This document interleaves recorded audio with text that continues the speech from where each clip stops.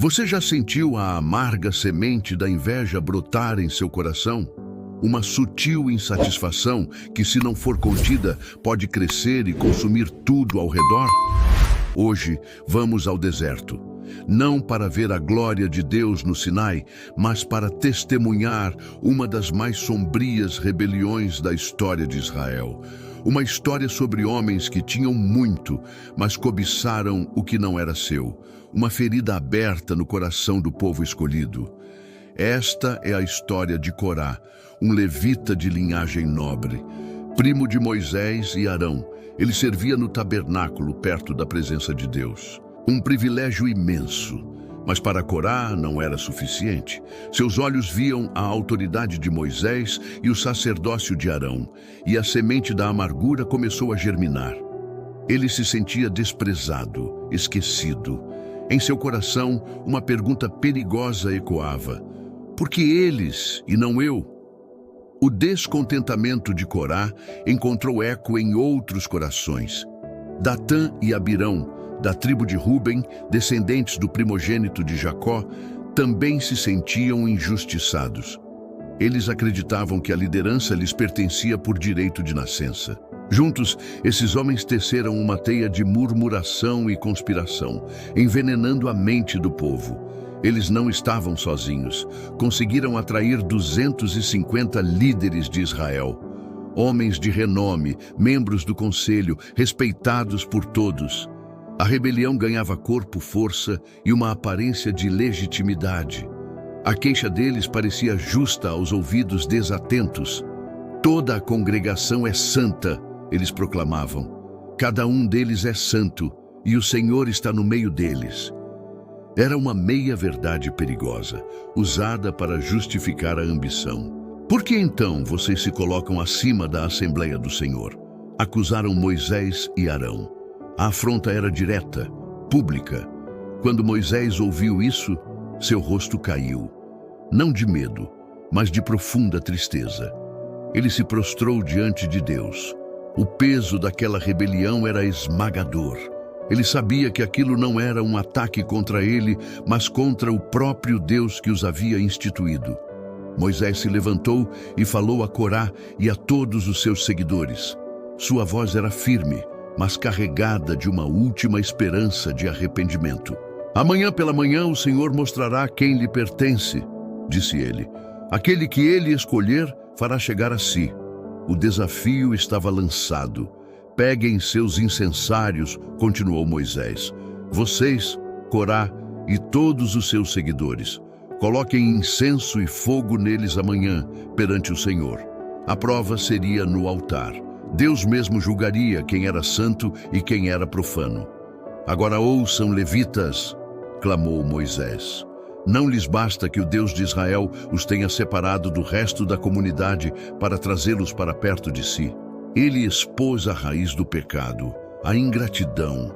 Eles desprezaram o privilégio que já tinham em busca de um poder que não lhes pertencia.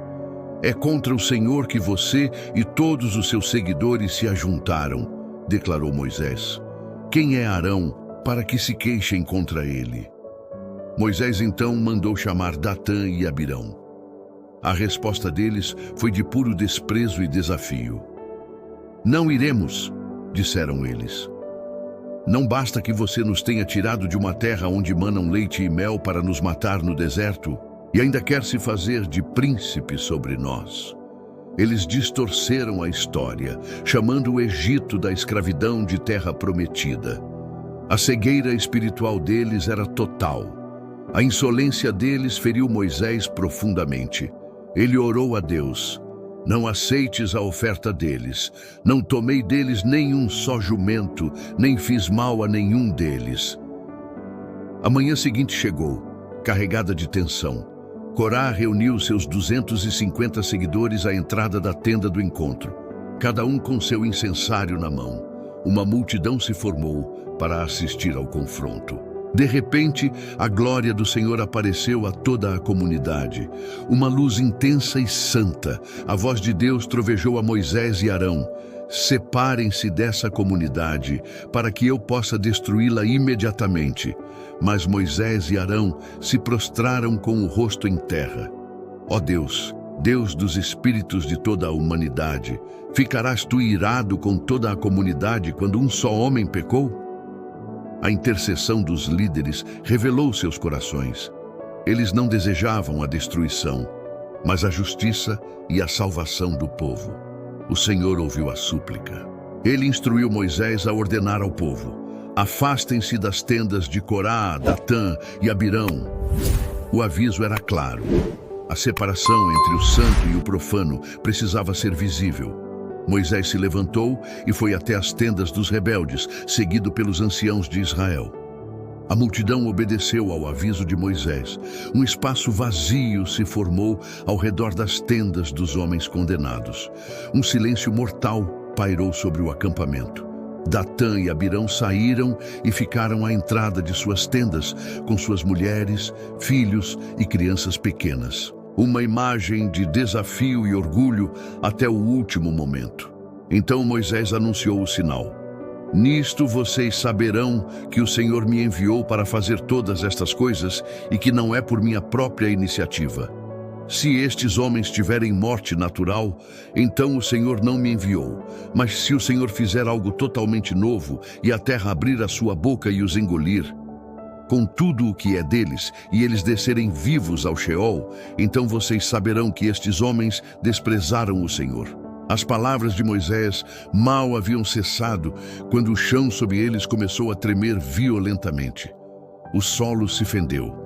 Uma fenda escura e profunda se abriu com um rugido assustador. A terra abriu sua boca. Gritos de puro terror ecoaram pelo deserto, enquanto Datã, Abirão, suas famílias e todos os seus bens eram engolidos pela fenda. A terra se fechou sobre eles, como se nunca tivessem existido. Desapareceram do meio da assembleia. O povo, aterrorizado, fugiu gritando: a terra vai nos engolir também. Mas o juízo ainda não havia terminado. No mesmo instante, um fogo consumidor saiu da presença do Senhor. O fogo atingiu os 250 homens que ofereciam incenso. Foram consumidos instantaneamente. Seus corpos caídos ao redor do tabernáculo eram um testemunho terrível do perigo de se aproximar de Deus com um coração impuro e rebelde. O cheiro de carne queimada e o silêncio que se seguiu foram uma lição que jamais seria esquecida.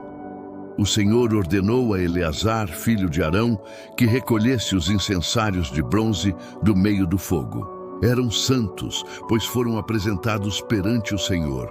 Eles foram martelados e transformados em uma cobertura para o altar, um memorial perpétuo para os israelitas. Uma advertência para que ninguém, exceto os descendentes de Arão, se atrevesse a queimar incenso diante do Senhor para não sofrer o mesmo destino de Corá. Esta história não é apenas sobre um evento no deserto, é um espelho para nossa alma. Ela nos pergunta: como está nosso coração diante da autoridade que Deus instituiu? Estamos servindo com gratidão ou com ambição secreta? Murmuramos quando não recebemos o reconhecimento que achamos merecer? O orgulho de Corá o levou a desafiar a ordem divina. A inveja o cegou para as bênçãos que ele já possuía. Ele cobiçou uma posição que não era sua, e em sua rebelião arrastou muitos para a destruição. Deus é um Deus de ordem, não de confusão. Ele estabelece líderes e autoridades para o bem de seu povo. Rebelar-se contra a liderança ungida por Deus é, em última instância, rebelar-se contra o próprio Deus. A terra se abrindo e o fogo consumindo são demonstrações extremas do poder e da santidade de Deus. Ele não tolera a rebelião. Ele não divide sua glória com ninguém. Que possamos aprender com Corá, mas não seguir seus passos. Que nossos corações sejam cheios de gratidão pelo lugar onde Deus nos colocou. Que possamos servir com humildade, honrando aqueles que Deus pôs sobre nós e, acima de tudo, honrando ao Senhor em todas as coisas. Que a memória dessa tragédia no deserto nos inspire a buscar um coração puro, um espírito submisso e uma vida de adoração verdadeira. A história de Corá nos lembra que a verdadeira grandeza não está em liderar, mas em servir fielmente onde Deus nos plantou. Se esta mensagem tocou seu coração, não aguarde só para você. Deixe seu amém nos comentários e compartilhe qual lição você tira desta poderosa história. Sua participação nos ajuda a levar a palavra a mais corações. Inscreva-se no canal, ative as notificações para não perder nenhum estudo e compartilhe este vídeo com alguém que precisa ouvir sobre o perigo do orgulho. Juntos, vamos crescer na graça e no conhecimento do nosso Senhor. Que Deus te abençoe.